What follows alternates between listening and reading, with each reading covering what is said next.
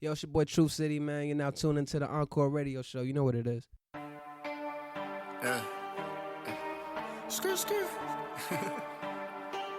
views and comments expressed on the following radio program by its hosts and their guests do not necessarily reflect the views of...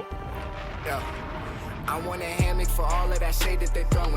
DDMG getting paid at the moment. Need 30 for saving and 20 for blowing. Yo, ping in my phone, that shit burn flame emoji. I don't know what y'all have been seeing. That boy wanted beef, now we vegan.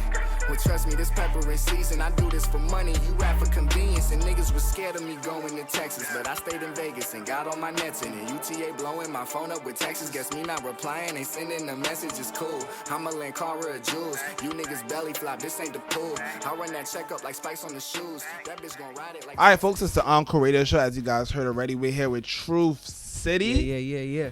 At Mr. Truth City, Twitter and Instagram, right? Yes, sir. Hey, there we go. So we're shooting this, we're recording this podcast a couple days after Art Genesis. Thank you for coming and killing it, sir. Thank you for inviting me, man. I was Listen. super hyped, man. Listen, my man, I was so happy that you wanted to come because, like, sometimes from my perspective, it's like, yeah, I bring artists on, I interview them and stuff, and I hope that I've built enough of a relationship with them that when I present an opportunity to them, they see the value in it, you know. And for Art Genesis 2, you know, thankfully, I will say that out of the 8 people who were on the overall bill, I only reached out to 9 people.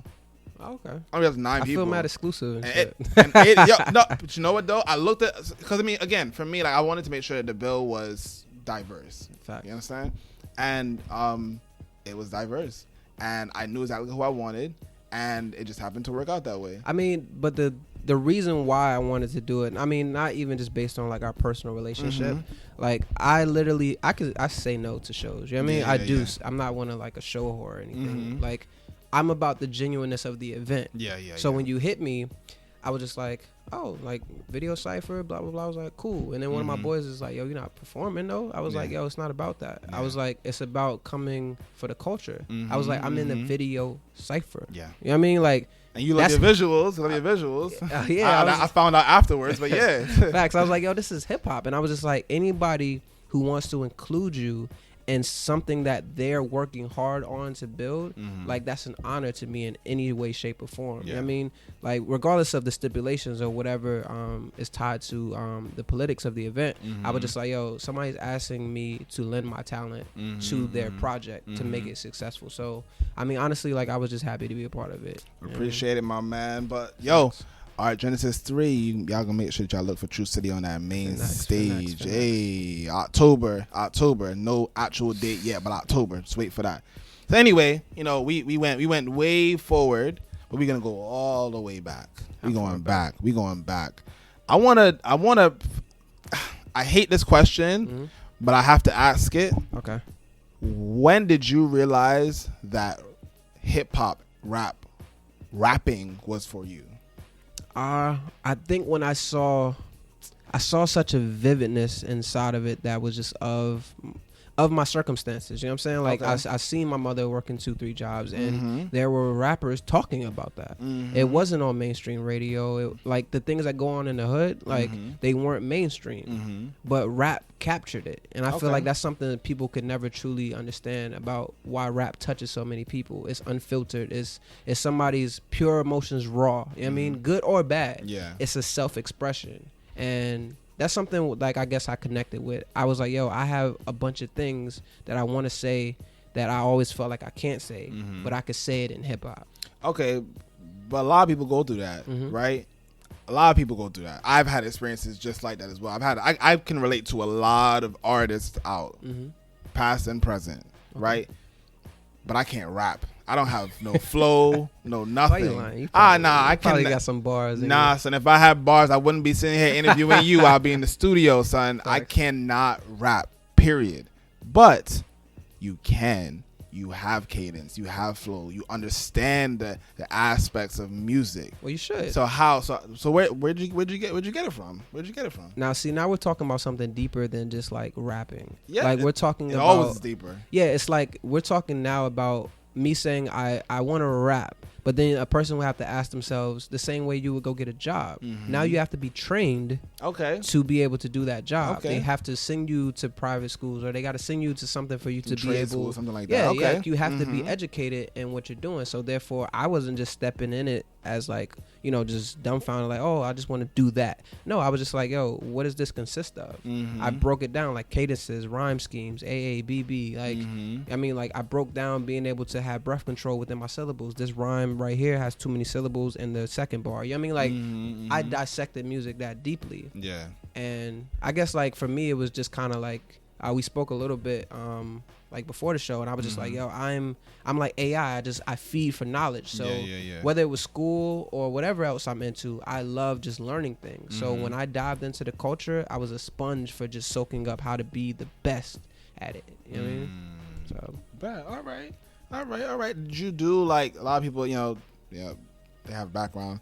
Oh yeah, I was in church, or you know, like for me, you know, a lot of people don't even know this about me, but I used to sing when I was in the 7th grade. Wow, got chops. Hey. Nah, this is before I hit puberty, and I just dubbed that whole shit. But nah, shout out to Bedside. I used to go to the rec center on New York and Fulton, and there was this lady in there. I swear to God, she reminded me of Jill Scott, but she could sing her ass off. She was so talented, and she was teaching the kids in the neighborhood how to sing and how to play the guitar.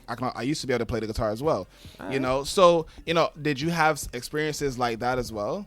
Well, no. See, that's the difference. Like I grew up with a writing skill. You know what I mean? Like when I was 6 years old, I wrote a nursery rhyme book, and I got a Young Authors Award when I was 6. And then I wrote a Martin Luther King speech, and then I got to perform in front of the president. And yeah, like I literally I love poetry. Clinton or Bush? It was a Bush. Oh, yeah. That's all right. It's still a president. Yeah, but like I really was just really into like just writing. Like so for me, the fascination wasn't with just like delivery and cadence. I didn't really get that until like I went through man problems. But I was very gifted at like lyricism, it wasn't just like write this down, it's done. No, I was trying to just be that deep guy, like you know what I mean, just trying to really go there. So you were like poetry and stuff too? Yeah, so poetry was where I really found a loving for like syncing the two. But I can't, like I really have to say, like when I was 14 and beyond is when I really got into cadence and flows, delivery, like performing, like all of the other things that go with being a good writer, taking the lyrics and now making people believe it. You know what I mean? Okay, but true. So I'm from New York, and we're all from New York in here. But you're not from New York, and New York. There's this circle of people who live in New York where it's like, oh nah, if it's not New York, it's not nothing, right? You're from Virginia. Yeah. How do you have these skills in Virginia? Tell the world that there's a world outside. Tell the world, aka New York, that there's a world outside of New York. I mean, talent is talent, no matter where it's from. You know what I'm saying? Like that's the difference. I mean, in Virginia is like in the middle. So therefore, we have military people there. We have people coming from New York, people coming from the South. Like it's like a melting pot. So I mean, like you get people like Pharrell and Timbaland who are just making just a mashup of something. You know what I mean? That's just unique. Yeah. So like I can come to New York and flourish.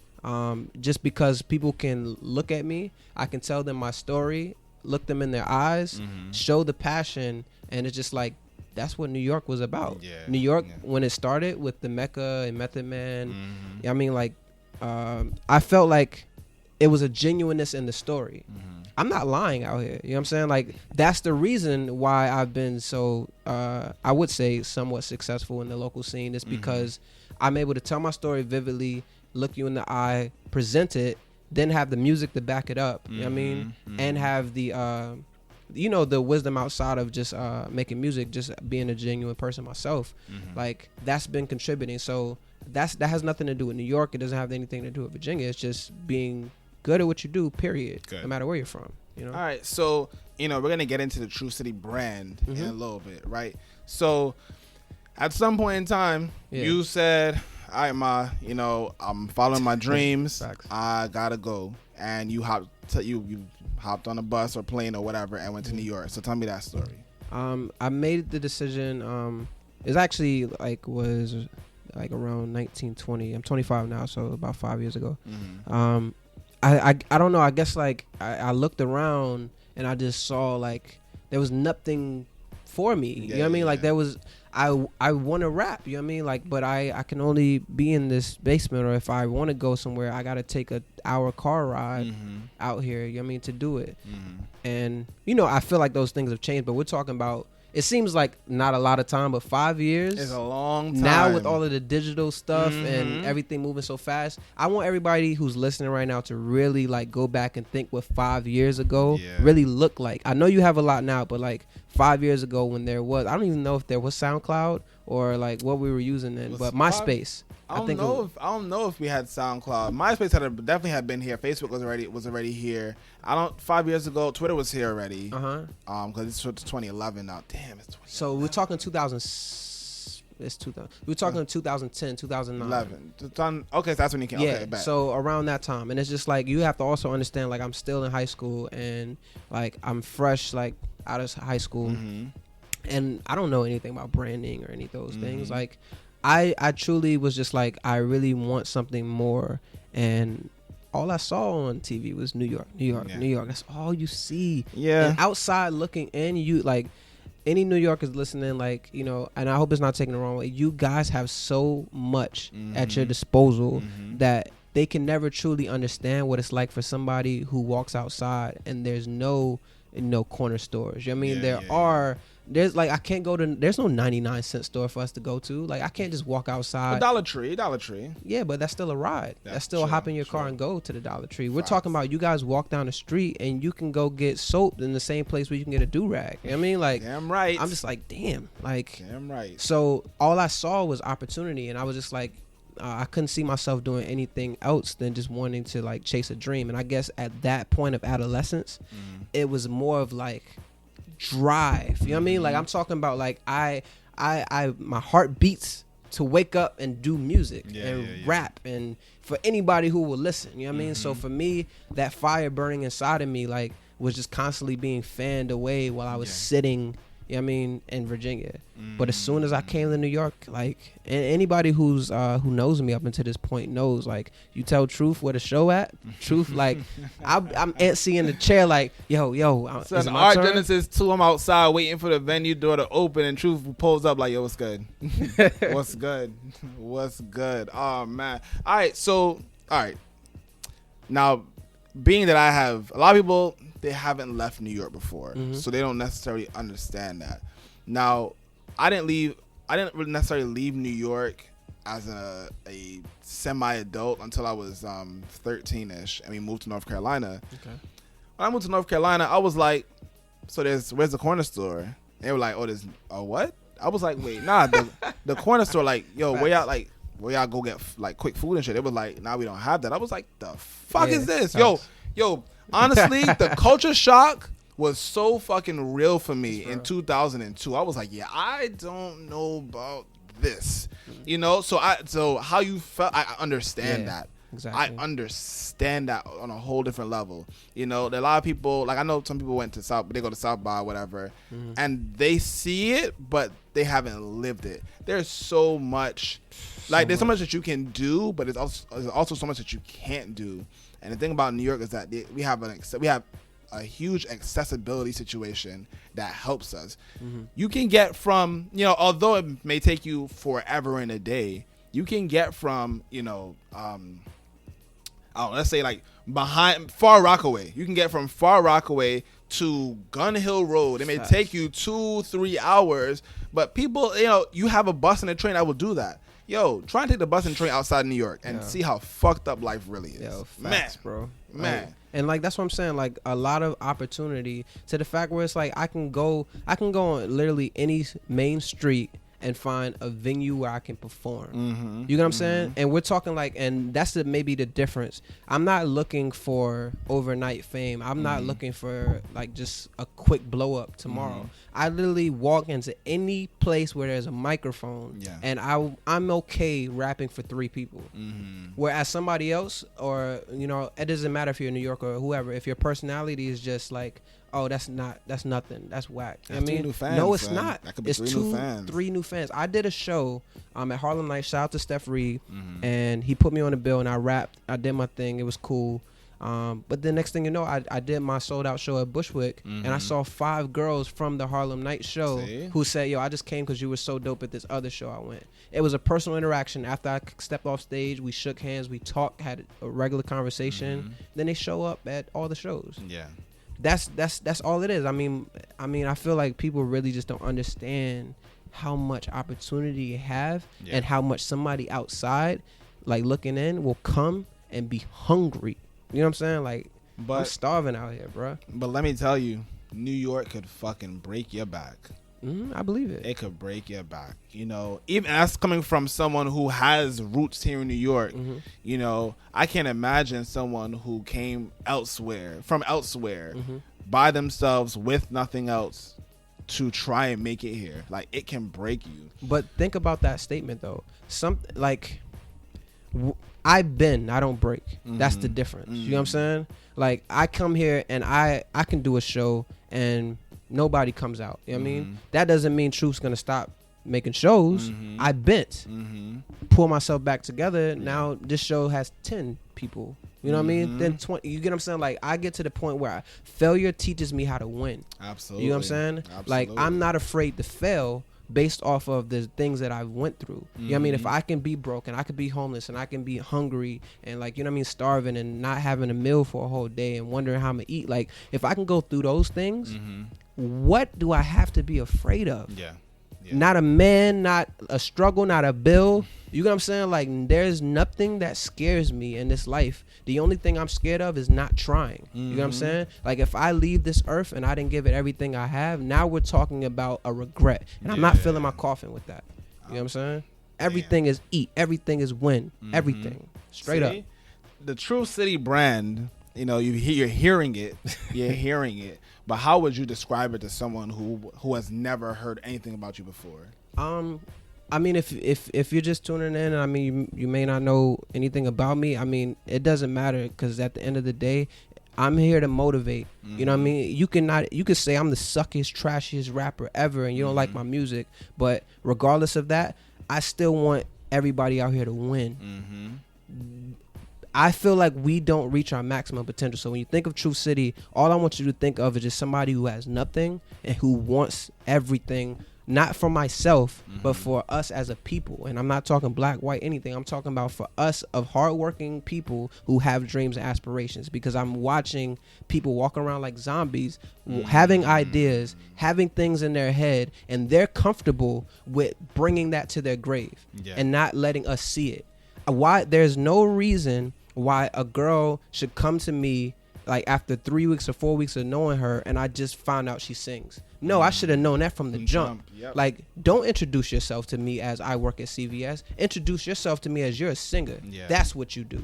Tell me. I mean, I'm here to motivate, man. Anybody can work at CVS. Anybody can work anywhere, but, you know, I love creatives. I honestly love creatives. They're my heart, man. Son. All right, so we're talking about the True City brand. So it stands for motivation. Let's break it down step by step. Start with the brand name, True City. Yes. Where does it come from? My mother called me Truth. Like, that kind of built on me just because I was always just that kid. I was just brutally honest. And I don't know. I don't know if it's a cerebral thing. Whatever I have in my fucking head, I can't lie about anything. Yeah. Trust me, like, it's got me in trouble in relationships too. But like, it's just I don't bullshit about anything, and I keep everything 100 because life is short. You know what I mean? And honesty can't be misinterpreted or, you know what I mean, misguided. So for me, it was truth, everything the truth, everything 100. And then the city part, I had a conversation with this Muslim, and he dropped gems on me. He was just like, yo, your mind is under constant construction. It's never done. You know what I mean? He was just like, you can always build a new school. You can always build and build and build. So, you know, I put on the city part as just a reminder to me that I'm in constant development and there's nothing that I can't learn. So, you know, having that name, you know, to anybody would just be like, oh, that's the brand name or that's the rap name. No, it's a reminder of myself, of something that I built to keep myself motivated and to keep myself growing. You know what I'm saying? Yeah. All right, so First, let me premise this for a second. So sure. This is the second time Truth City's been on the Encore Radio Show. Facts. If y'all go back to season 3, the Sound Killers episode, Truth City was there as well. Shout out to I.S. Jones as well. And shout out to the entire Sound Killers. Facts. Shout out Mont. Shout out Mont, man. What up, Mont? You know, but yeah, some of these things I know already, but I want y'all to understand and grasp who this man is. This is his episode right now. This is his episode right now. So, all right. We got that. Now, I want to bring this up, though. I did see this last week when I was doing some promo for our journalists. I was like, let me find some stuff, people online. I can post it on the Facebook page, blah. And I saw you perform at Faces in the Crowd in 2011. Damn. Yeah, man. I got to get rid of stuff, man. Damn. All right, so tell me about that, whatever. You know, that was 2011, so that was like, what, a year or two after you had finally, like, stepped foot in the city. I think so, yeah. So what to that point, what had happened? You know what? Like, yo, man, like, it's great that you brought that up. Like, that's what we'll call an experience. You know what I mean? Like, I'm not even gonna, like, on the air just, like, blast anything, like, or anybody, but let's just say, like, I gained an experience from doing that show. Yeah. Where I realized that I need to have value. You can't be disrespected or made to do things that you don't want to do when you create value for yourself. And at that point is when I learned. I was like, you know what? People will ask me to do certain things that they know is a sham, or they'll ask me to, like, put myself on the line because they don't see my value, because I don't see it in myself. So, you know, being a person now who's getting paid for shows now, it's because I put the value on myself of standing for something. So around that time, we're talking about, that's when, like, I'm thankful to God. Like, he was constantly just, like, slapping me. Take this L, take this L. Because it set me up for the win. It set me up for the win. Wize, like, I'm talking about, like, you talking about a 20-year-old, 21-year-old who, like, in about a short span of, like, 4 years of just taking L's, like, became a man, and now is wins. Yeah. You can't hit me with the L's. You can't come to me with the bullshit. I seen it from 20 and 21. Exactly. So now in that time, we're just talking about a kid who was just very grateful to be taking his L's early. Okay. You know what I'm saying? So, and when I say L's, I'm not, like, saying like anything like horrid or anything, but I'm talking about experiences from those shows. So around that time, I didn't have an album out. I didn't know about branding. I didn't know about social media presence, all of that. I was just learning. You know what I mean? Fair enough. So that's where I was then. You know? Fair enough. But, you know, there's always, like, for me, I used to be a realist, right? I used to say, yo, the world is black and white. There are only two perspectives, logic and emotion. Facts. You build your identity from that. If it doesn't fit within those two, the shit doesn't exist. Facts. I've grown up from that. 27 now, complete different mindset. I'm an optimist now, right? The world is in black, white, and gray. If the shit don't fit in black and white, somewhere along the line, there's this little area, you can't see it, but you need to know that it exists, right? So I always try to find, at this point, the light in the, you will find some rooms, some situations are the darkest of dark that you've ever experienced. But there's some light somewhere that you can grab from it. Some light somewhere. That's all I need. Watching that performance, it may not have been the best situation for you, but you know what I saw when I watched that video? That you could perform back in 2011. So I know you could fucking perform in 2016. Yeah, I mean, you had stage presence already. You understood that already. Yeah, you understood how to talk to the crowd. Yeah, it's like, I mean, I don't think people can grasp this, and, like, I hope, like, any of my friends are, like, listening or whatever, like, who are still trying to figure me out. Like, I do not care if there's 10 people, one person. I don't care if you're not singing along. I'm having so much fun up there by myself. And I think a girl pointed that out to me at one of my shows. She was like, yo, you look like if nobody was here, you would just still be doing this. And that's the fact. Yeah. You get what I'm saying? Like, I love this. And the passion that I have for it, I hope is reciprocated through, you know what I mean, my music and my personality. But honestly, like, I can be 30, 40 years old and I'm not going to stop making music because I just love doing it. Yeah. You know what I mean? So that's all it is. Like, I feel like there's a lot of people who rap But I just look at them and I don't believe you. Yeah. Like, you're telling me like about your stories and you're telling me about your mom, or you're telling me these things, but you're telling me like this. Yeah. I want to believe you. Yeah, there's no passion behind it. You get what I'm saying? Like, rap how you talk. Mm-hmm. That's what I told the girl. She was just like, yo, like, how do I work on like my delivery? Talk to me. Yeah. The same way my voice goes up, my voice goes down, it moves here. That's what my music does. Yeah. So when I'm angry, you're going to hear me angry. When I say this line and it's funny, I'm going to laugh when I say it. You know what I'm saying? So it's just different for me. The fire that burns inside of me is literally that if I don't get these ideas out, if I don't like see everything in my head come to fruition, like, I'm not living today. Yeah. You know what I'm saying? And I refuse to not live. You know what I'm saying? Straight facts. All right, so we have, next up we're gonna talk about your sound. Then we have stories, the story of True City, right? But sound wise, so your sound, it was like from 2011 to 2016, it has progressed, Of course. but I still, again, you know, you rap how you sound, you rap how you talk. So, you know, I still hear parts of it, but you have changed it. So how do you believe that your sound has matured from 2011 to now?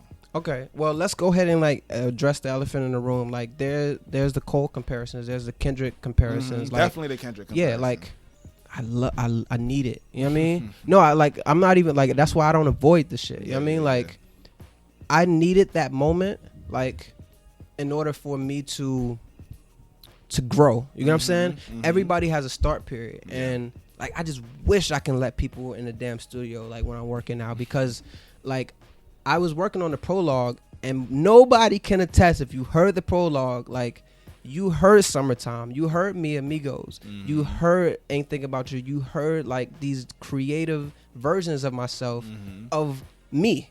Yeah. Yes, I might have had a bit of some of my influences and people that I listen to, granted, like, because I'm always growing and becoming like a stronger artist. But we're talking about first project. My first project is the Prologue. I'm going to stop right there. My first project was the Prologue. Ever. Yes. So imagine, you know what I mean? Like, fucking imagine, man. Like, it's just like, I took that, and now like working on the new music that I've been working on, all of the great, amazing artists that I've met through the city, who all have their own little thing going on, and I'm taking bits and pieces of all of the beautiful people that I'm meeting, and just developing myself, that now I want to take the sound to a more we're talking less rap, and we're talking more art. Okay. So when we spoke briefly about the album. I won't go into it like in this part of the interview, because I know I want to talk about it later. But we're talking about being able to take, you know, where you came from, you know, the music you made, the Prologue, and to say like, okay, it's almost like CVS and all these companies that put out surveys. I put out a survey in the form of an album, and then I sat back and I said, what didn't you like? Okay, I'm writing this down. Okay, cool. Go back in, change it, make it better, change the store around. You know what I'm saying? Like, we add a little bit more shelves, you know what I mean? A little bit more product. What do you think of the store now? Like, oh, this thing. And we're talking that I can only get better.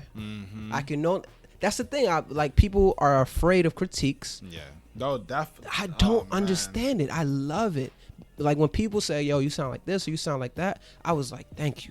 Because I'm about to, like, go in and not sound like it. And then I'm going to come back and say, what else can you give me? You know what I mean? You know, I think people are afraid of critique because they don't understand. I mean, you know what? Actually, no. I'm gonna show both sides for a second. There are some people who will criticize you out of to spite you. Okay. They will. Well, that's called hate. Yeah, they will. You know, but you you think that they're gonna tell you the truth, and it's not gonna be, you know, harmful to you. Like, you already expect. That's why you ask them. You say, hey, what do you think about this, whatever, and they tell you some shit like, oh, it's trash. You know, I don't fucking like it. Well, they haven't given you anything constructive about that. They're giving you criticism, but they haven't given you anything constructive, right? Then you go to someone else, whatever, before, because of that now, they're afraid of hearing or asking for criticism because they think they're just gonna get this negative outpour. Facts. And nothing's gonna help, you know. Then there are sometimes, you know, but then there are some people at the same time who come to you and they'll tell you, okay, well, you know what, it's not trash. I don't like it because, you know, I don't like it because of this bar. I don't like it because of this sound. I don't like it because you try to sound like this person or because you sound like that person. You know, I think you could be better by doing this, by doing that. You know, that is constructive criticism. Facts. People don't understand. And at the same time, you know, the artists are starting out 18, 19, and they're asking their 18 and 19-year-old friends what they think or whatever. They're asking their homegirls whatever, and their homegirls are like, oh, yeah, listen, yo, you another rapper. I'm like, I don't want to hear that shit. I'm good. Facts. I'm good, you know? So there needs to be a system where people that are older like me, like 27, 28, can look back to the 18, 19-year-olds and say, okay, well, yo, send me your music. You know, I'll tell you something. That makes like a great point, because I had a conversation with somebody, and what was so dope about the conversation we had, and she was just like, yo, do you get nervous performing, or like, yo, it seems like you just go out and you just rap for anybody. She was like, you know, you're not worried how people would take it, or like, doesn't just feel awkward, people watching you like that and judging you or whatever. I'm like, no, because like they're uncomfortable with themselves. Yeah. You get what I'm saying? Like, if I step on a stage or like I'm on a train, like I was on a train like a couple weeks ago, and I'm loud rapping, like I'm not giving a care. Yeah. I wasn't even looking at them. I didn't care they were there. But like, if you know, something about somebody being vocal and being loud about their talent and their gift bothers you, there's something wrong with them, not me. You know, I'm gonna tell you something. The world, you used the word zombies earlier today, right? You used the word zombies. The world is full of fucking zombies. They don't know it because they're not walking around looking like Walking Dead and shit. They don't know they're it. Plugged in, man. But yo, you wake up, your alarm clock goes off, you wake up, you bathe, brush your teeth, I hope. You eat breakfast, I hope, and you go to work. You sit in your cubicle or whatever all day. You eat lunch when they tell you to eat lunch, whatever. You leave work when they tell you to leave work. You go home. Yo, and that's your life. That's your life. That's your quote unquote life.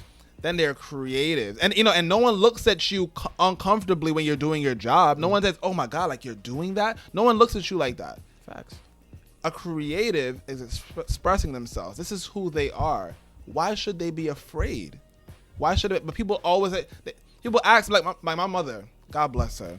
My mother, to this point, she doesn't necessarily understand. She understands a little bit more about what I do, but she doesn't get it.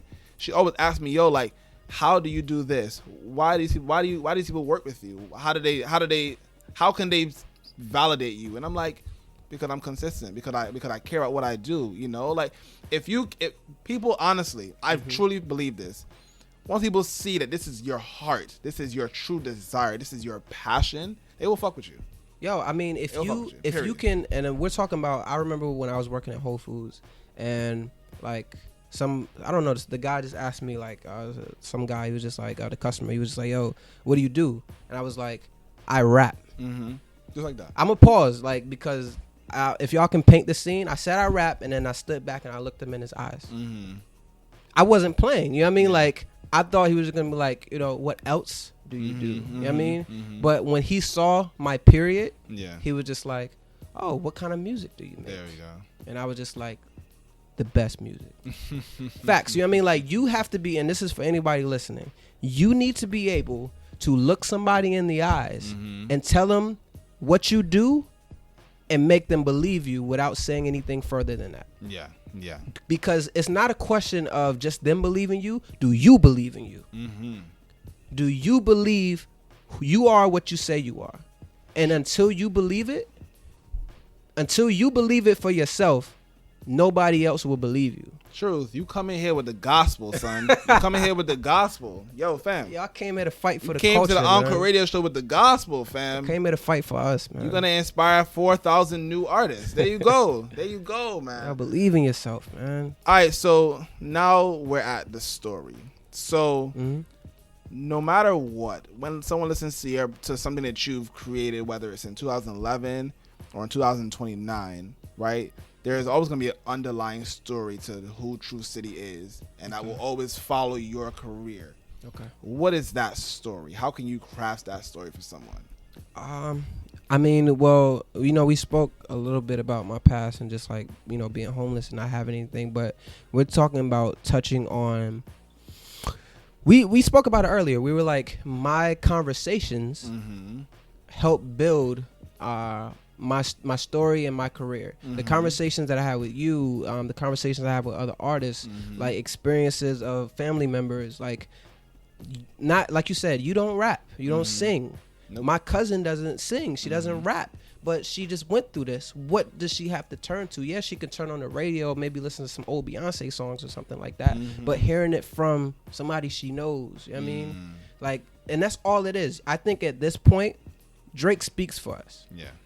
He speaks to all of our situations to the point where that's why he is in the position he's in. He's telling our stories, you know what I mean? I think everybody can attest that when they hear a lyric or they hear like certain hooks and we're just like singing it because that's us. That's us. When that bar hits you, man. When that bar hits you, and it's like at this point, if you're gonna follow my career and you're just gonna ask yourself, where is this going? What do you see the story developing? Like, we're talking about somebody who's going to fight to make sure that people are motivated and inspired to give it their all. So that's the soundtrack to this. You know what I mean? I'm the soundtrack to your struggle. I'm the soundtrack to your belief in yourself. So if you're looking for that, that's what I'm here to give you. If you want the bitches and the hoes and you want the turn up, I probably turn up, but you know what I mean? Like it's like we're gonna do like a positive turn up for your soul. You know what I mean? This is a soulful turn up, and like that's what you can follow me for. You know what I mean? If anything else, I think some artists are who they are, and you follow them for that reason, for what they make. And if you're looking to wake up in the morning and feel good about yourself and to go out and get it, like really get it, like press play. You know what I mean? Hey. Pop that CD in and press play, and I guarantee you, every time I drop something, I haven't even dropped music. You know what I mean? Maybe 2 songs after the pro. It's been a year, but I have it for a reason. Yeah, that I have to give you the best. Yeah. You know what I mean? So when I drop it, just know like that's an automatic play button. Hey. Like wake up, that's an automatic play button. All right, so we're about to go to break, but Truth. So me and Truth City, we've talked for an hour before I hit record, and Truth thought we wasn't gonna have nothing to talk about. Fact. You out your mom, my man. You out your mom. But anyway, it's the Encore Radio Show. Follow us on Twitter, Instagram, Facebook at Encore Radio Show. Find us online, EncoreRadioshow.com, and we are a part of the Indie Creative Network.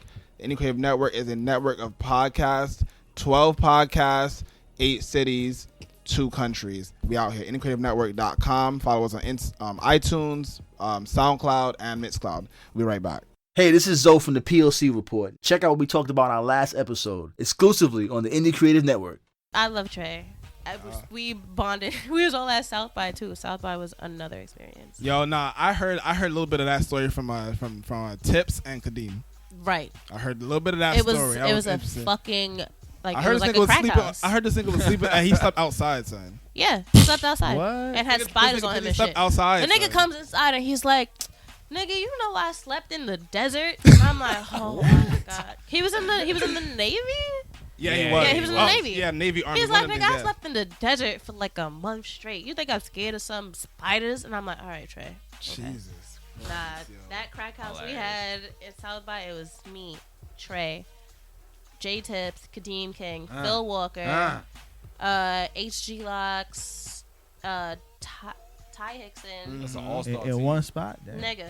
And then it's just me and like Kim, the only girls. We just chilling. Hey, this is Zoe. Hey, it's Cool One. What's up, folks? It's Wize from the PLC Report. Catch all of our episodes exclusively on the Indie Creative Network.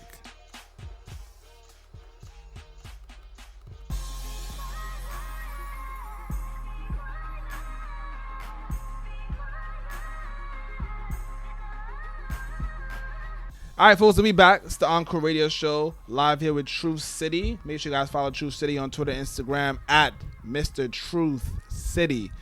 Website, MrTruthCity.com. Hey, all my stuff is consistent, baby. Keep it consistent. Let's keep it consistent. There we go. Make it easy for you. All right, so you put out your debut project. That was what, 2014 though? 2015. 2015. Yeah. Cool. Right. What was the overall concept for you? It's called a prologue. Mm-hmm. Okay. People know the definition of prologue. If you don't, go do your Googles, right? But obviously you named it that for a reason. Yeah. Right. What were you trying to give to people with this project? You know, people don't like hip hop. For me, growing up was like rappers told their story. Like, like right now, you can probably tell me what block Nas grew up on. You can tell me, you know what I mean, where he got his favorite foods. You know what I mean, like, cause he would tell you what street he got his dollar pieces. You know what I mean, like, it was vivid. And I just feel like nowadays, man, rappers come out with the car, and I don't know how they got the car. Like, they just come in whipping the Ferrari. I'm like, what's the story? Can you start over? You know what I mean? Like, I want to know the story. So I felt like I'm in a position where I feel like it was my first project, and I have 200 records. Like, I have 200 records. I'm not even saying that as one of those rap guys that's just like, yo, I got 1 million songs. Like, no, I have records, like 200 records. So I really was about, like, it was so deep. I had some deep stuff on there about my mother, about a lot of things. And my boy and like my guy who I could just consider like a best friend, man, he was just like, nah, he was like, yo, you putting out too much. He was like, yo, leave something to the imagination. He was just, so we ended up calling it the prologue, of just like the story before the story. I don't want to dive so much into the point where there's nothing for me to share, you know what I mean, anymore. So when I work on it, I just wanted people to take away, you know, the intro has my mother on it. You know, I'm saying I'm getting on this bus, I'm leaving, new day opens up, and it's the alarm clock goes off, and it's just like, boom, the bus ride in New York, gotta go out and get it. I mean, summertime, you know, gunshots at the cookout, blue and whites on the lookout. You know what I mean? Like, dime bag in a tube sock, blowing L's after school out. You know what I mean? Like, I'm tapping into these places that people can kind of just see what the block looks like, what's happening on the block. It's basically just a brief description. And that's all I wanted the album to be. Like, I want you to walk away from it and being able to tell me what you took away from it. Oh, I can see he's a little like this. I can see he's like this. But I don't have enough to formulate my opinion, which is perfect. Leaves me room to grow. So I just wanted it to be kind of a glimpse of who I am, just a little bit. That's all. All right, so it had 8, but it still had 18 songs in it, though, right? 16. Don't be exaggerating. yo. Wize's attention span is so bad. He thought there was 18. Listen, songs, anything over. I'll give you that though. It was kind of long. Anything over, honestly, like 13, like 12, 13, 12, 13. Outside of that, I'm like, man, Views was like, a Views album had like, listen, I'm gonna tell you right now, Views had 20 fucking songs on it. I listened to that motherfucker once. Yeah, but yo, as soon as you get the chance. No, I listened to it one time. So let me set a little premise here. For me, my goal, the goal of the Encore Radio Show and me as a person, is to find the next talent. Facts.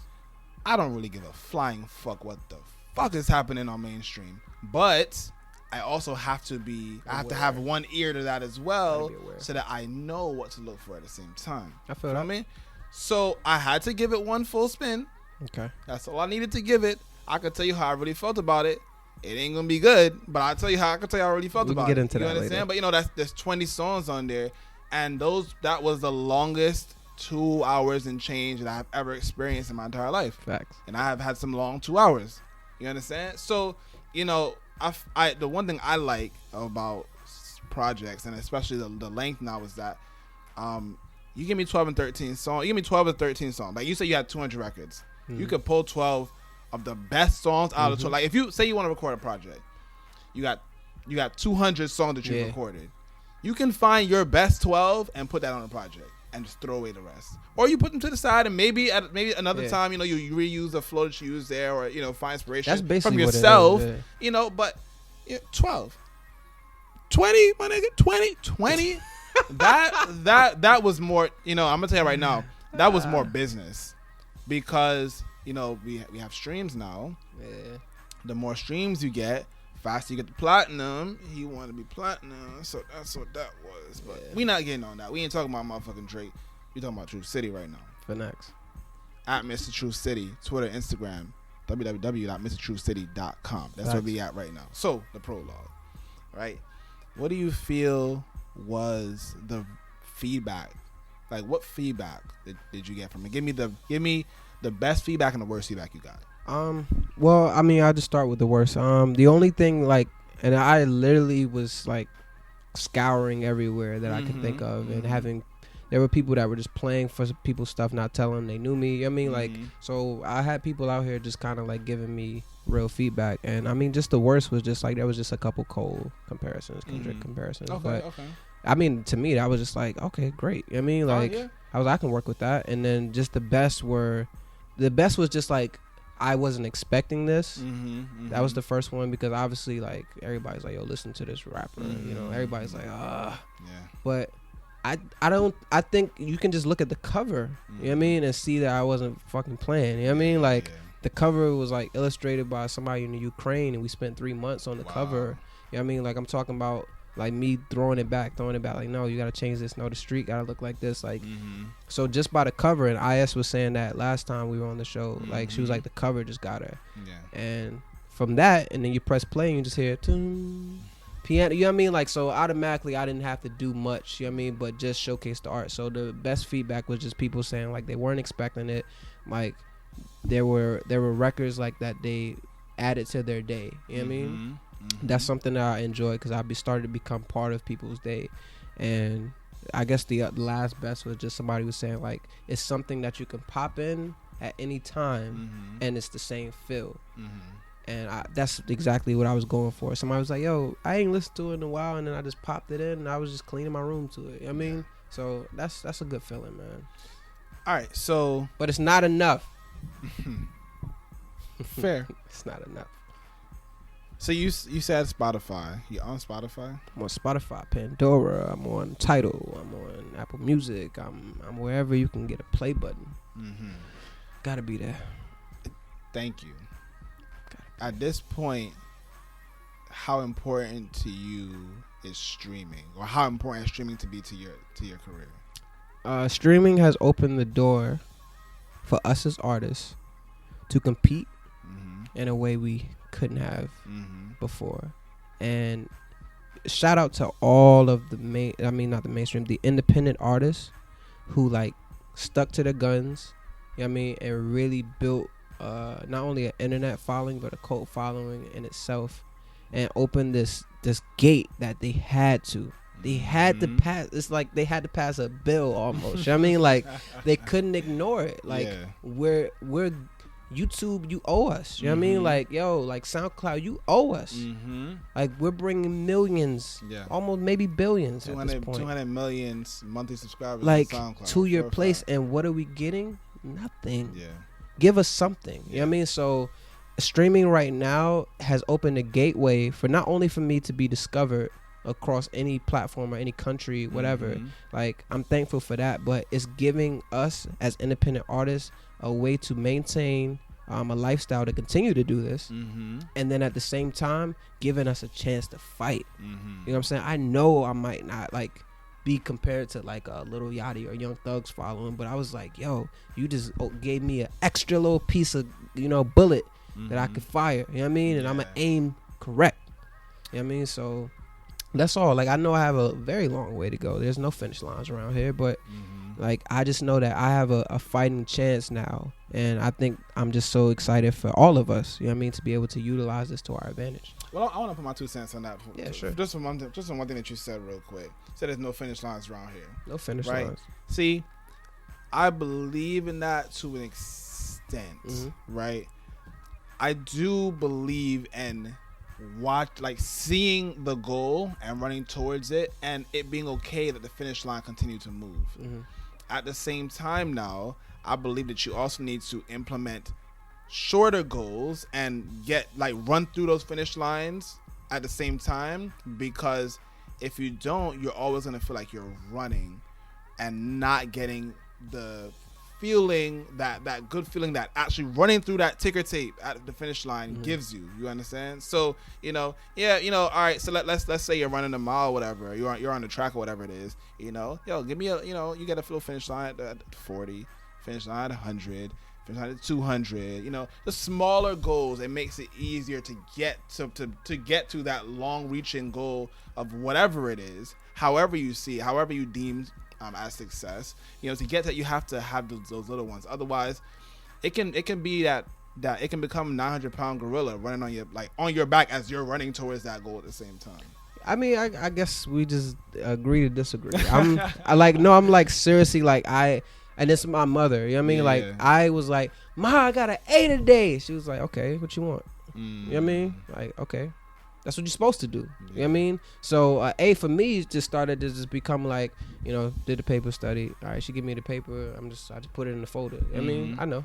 You know what I mean? I know I got the A. I knew it before she handed it to me. You know what I mean? Like, and it's like, I'm just at that point in my mind right now where it's like, I set the goal, Wize. I set the goal. I'm trying to knock it out the fucking park. You know what I mean? I set the goal. I was like, yo, I want 75 people to come to the Bushwick Public House. That's my goal. 113 came. And then my mouth was like, ain't no finish lines around here, bro. Like, next show we want 150, and I'm trying to go harder than that. You know what I mean? Like, I'm putting the energy out there because it's like there's no I don't have time to like celebrate. Like, my boy hit me and he just told me some good news about something. I'm just like, yeah, that's dope. Well, what are we doing after that though? Yeah. You know what I mean? Because if I set that one goal, right, and then I hit the goal, and I got to take a whole bunch of time now to set the new one. No, I done set 3, 4, and then as I hit that first one, I set up one behind the other two. You know what I mean? And I just keep moving. I'm very happy. You know what I'm saying? But like I wake up happy, so that's just a given. You know what I'm saying? Okay, bet. Fair enough. So, with the Prologue, you know, you've done something that a lot of artists, especially in this day and age right now, they find it harder to do. You've waited. You didn't put out, you know, you didn't put out the project, you know, let it run for 6 months and then put out another project, even if it's whether it's short, long, whatever. You didn't put out any mixtapes. You know, you say you put out 2 singles. How do you think that translates? I mean, I believe that there's 2 crowds that artists now have to cater to: the digital crowd and the physical crowd. Like, the physical crowd, the groundwork that you do is incredibly important. The digital crowd is also incredibly important because, like, yeah, you could be on SoundCloud and people that see you physically at a show can go and find yourself online, but are you connected to the online community? Yes or no? You know? So how have you been able to balance satisfying both the physical and digital, like other artists? You know, your crowds are still, like you just said, you had a goal 75, you got 113.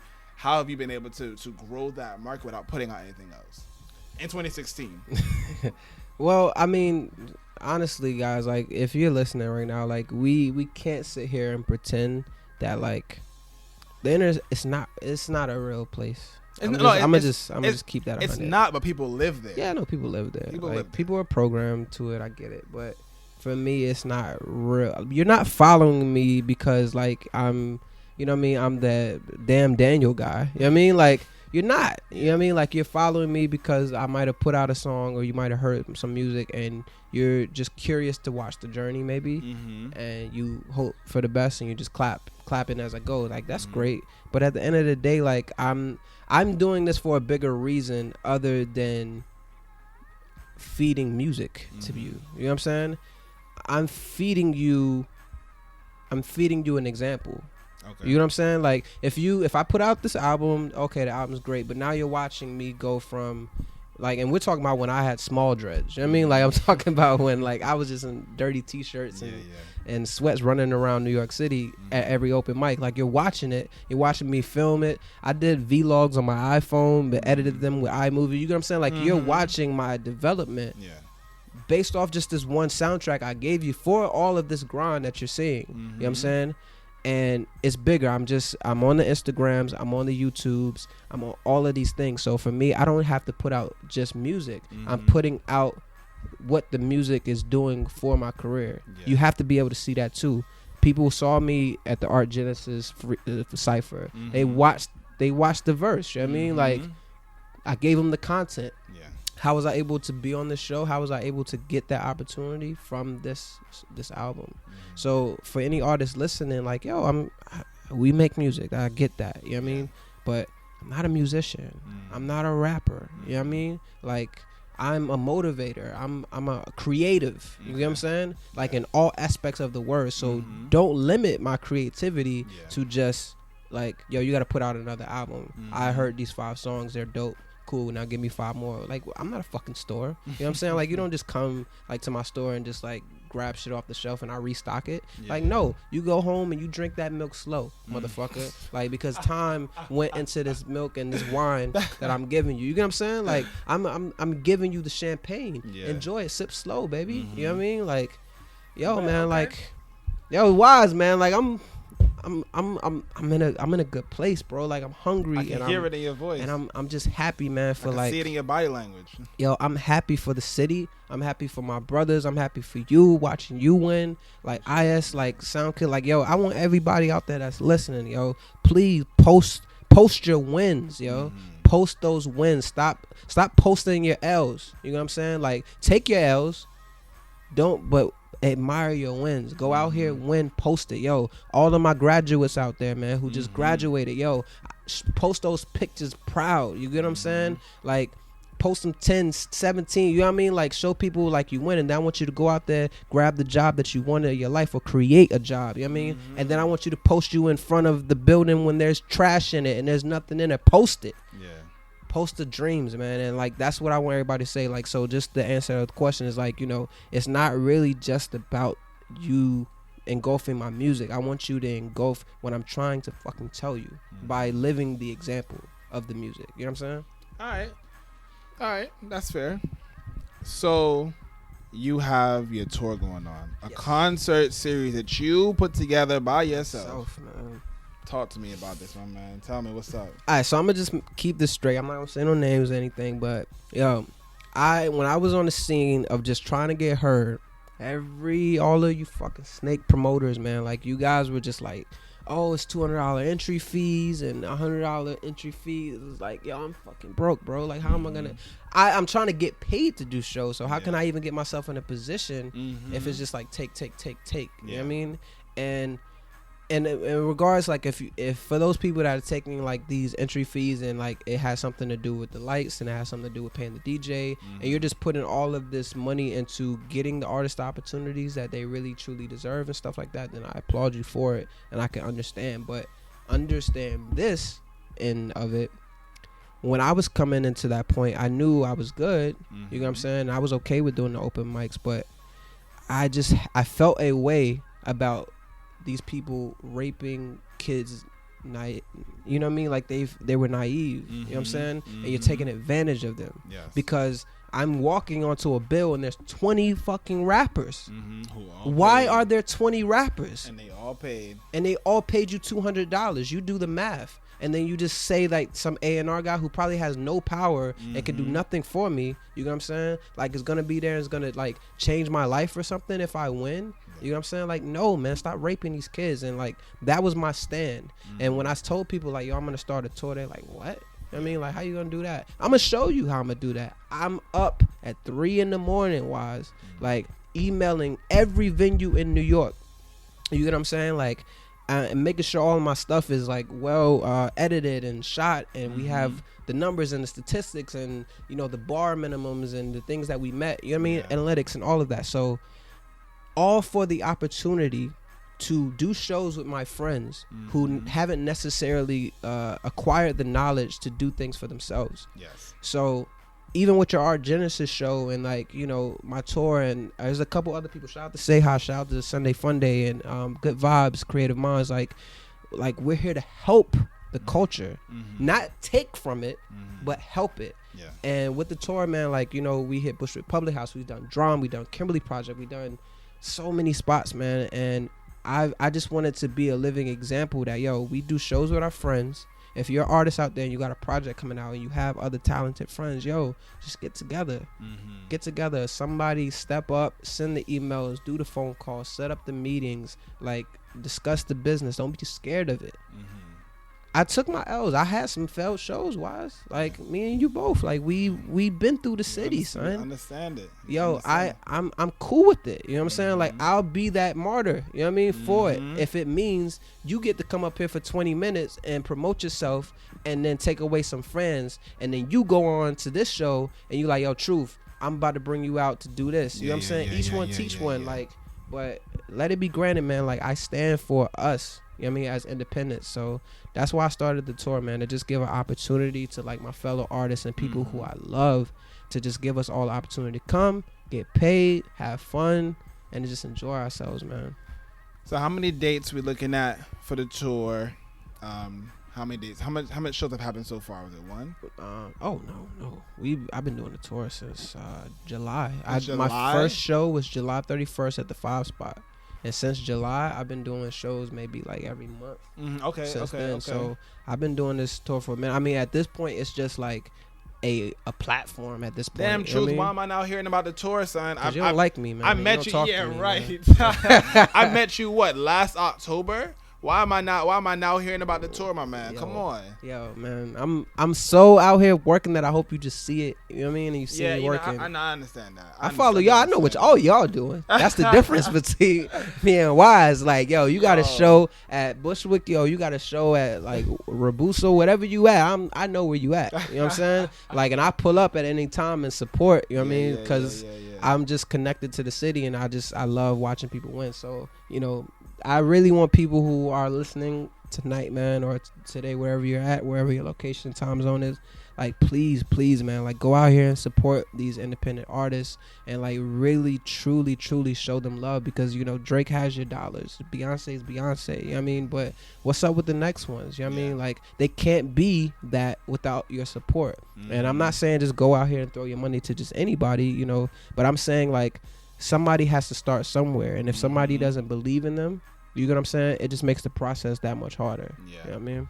You know, one of the reasons why, like I've mentioned this before and I'll mention it again, I've never, in the entire existence of my show, which is now 3 years and change, I've never taken $1 from an artist to sit down in front of me.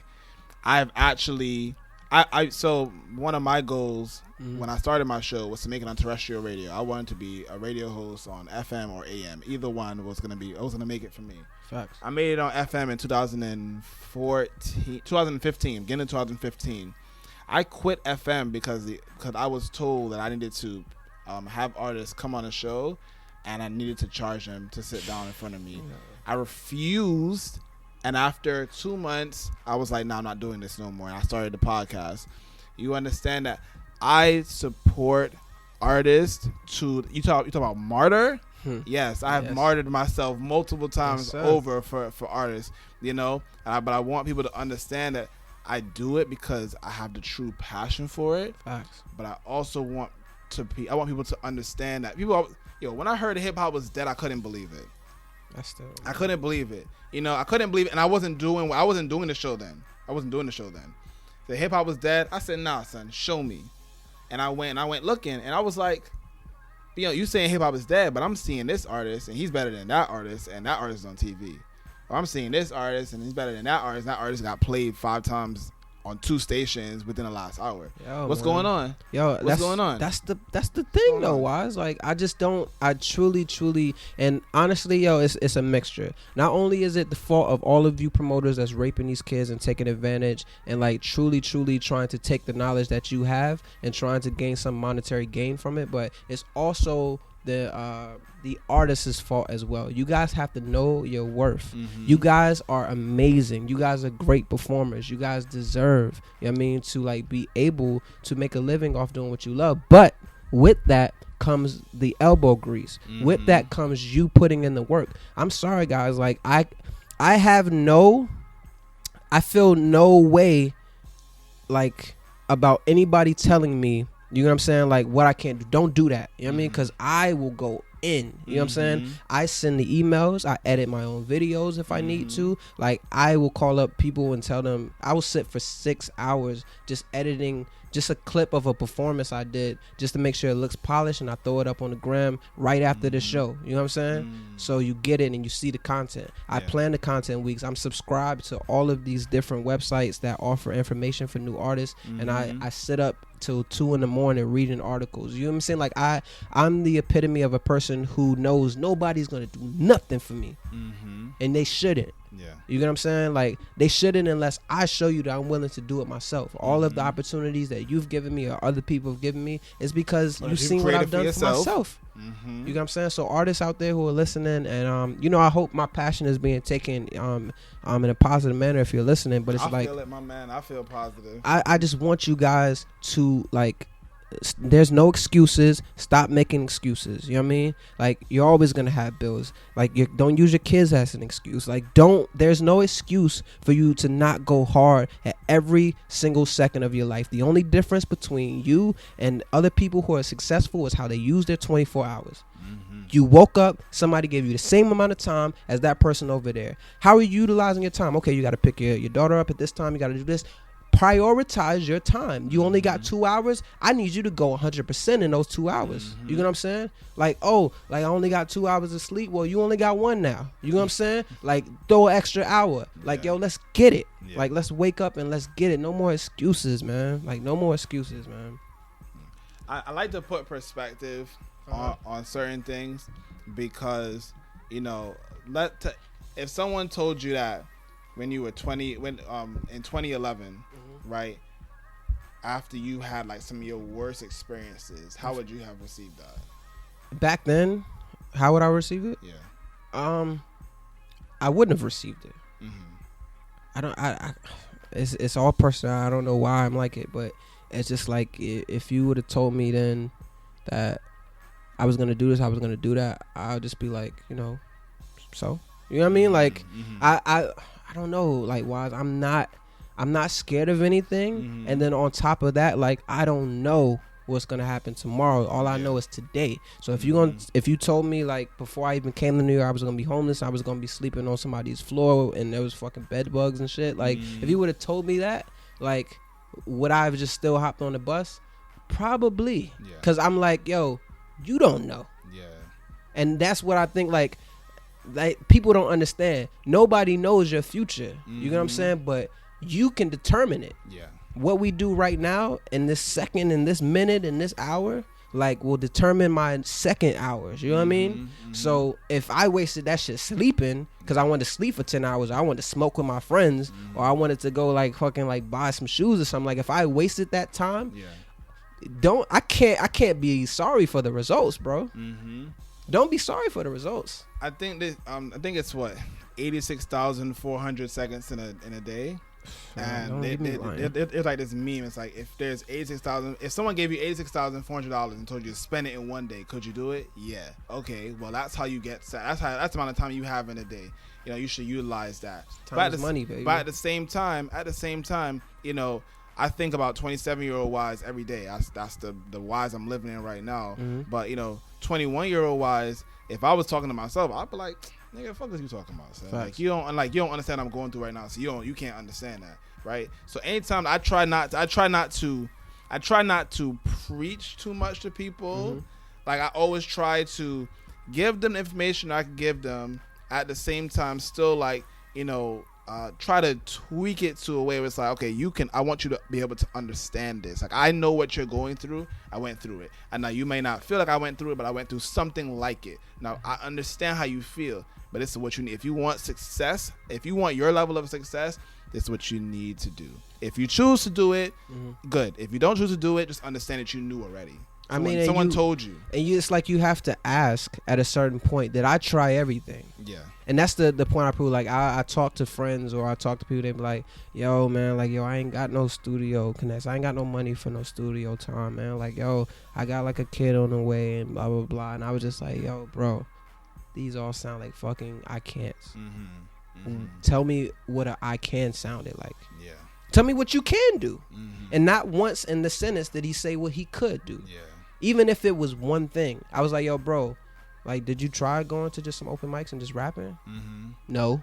You know what I'm saying? Like, yo, did you, like, go on Instagram and hashtag producer. You know what I mean? Like, did you go hit up some people and explain to the people what you're trying to do? You know what I'm saying? Like, I gave him a list of things that he didn't try. So I feel like people make excuses without trying something. Yeah.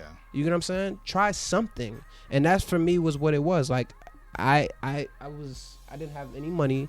I didn't have a job. I was trying to work. I was trying to find stuff. But in that between that time, not one excuse came out my mouth of what I couldn't do. I was just like, yo, I don't know how I'm gonna shoot a video, but I got this iPhone. It got a camera on it. You know what I'm saying? Try something. See what happens. Straight facts, bro. All right, folks. Well, y'all heard it. Mr. Truth City. Yo, man. At Truth City. Facts. At Mr. Truth City on Twitter, Instagram. Hit me up, man. MrTruthCity.com. You out here. You planning shit. You doing shit.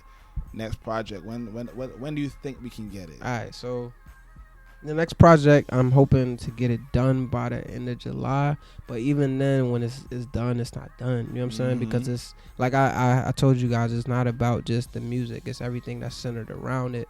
So when I release something, it's like, yo, I have a bunch of ideas, and like, I'm not gonna put them all out right now, but like, I had surprises and just, you know, things dealing with technology and just special, just beautiful things to go along with the dropping of the album. So, you know, I'm hoping to get it out July, August, when you guys are gearing up to go back to school or whatever, just to have something to motivate you and, you know, get you through some of the new year and just going into some of your new jobs or whatever it is. I'm trying to provide that soundtrack. So I'm not gonna drop too many things about the album now, but just know, like, I'm 20 records in. I literally just disregarded all the records I had, and I was just like, yo, it has to feel like now. So yeah. Just know it's gonna be. You got a name, an idea of a name? Should I give Wize this exclusive though? Yo, you the homie, son. All right, so the name of the album is called While You Were Sleeping. Hey. And I guess if I can describe the sound of it, like, let's just say, like, I don't want to hear that Kendrick Cole shit no more. You know what I mean? Like, y'all really gonna feel this, like, this passion and this energy. And I'm talking about, it's a harder sound, and I'm talking about straight, like, flip Prologue on his back. You know what I mean? And something the opposite of that, and something that's a little bit more fun. I feel like I'm so passionate about things, and I'm always motivating that people may not think like I'm just fun and I don't just turn up, and I'm turning up in my work. You know what I'm saying? So therefore, I wanted to have something to reflect that. So just know the album's gonna be fun. You guys are gonna have songs that you could sing along to. Yeah, I'm gonna make sure, like, your trunk is rocking. You know what I'm saying? So we're gonna have a little bit more fun this album, man. So I'm so excited, man, to share it with you guys this year. All right, folks, and you heard it here first, man. This is the Encore Radio Show, at Encore Radio Show, Twitter, Instagram, Facebook, www.encoreradioshow.com. Yo, we out here. We here providing the material for y'all. Y'all looking for artists? I got artists. Hip hop is not. We here to win, baby. Let's do it. Let's win. It's the Encore Radio Show. Good morning, good evening, good night. The Encore Radio Show podcast is an indie creative network production, executively produced by Copastetik.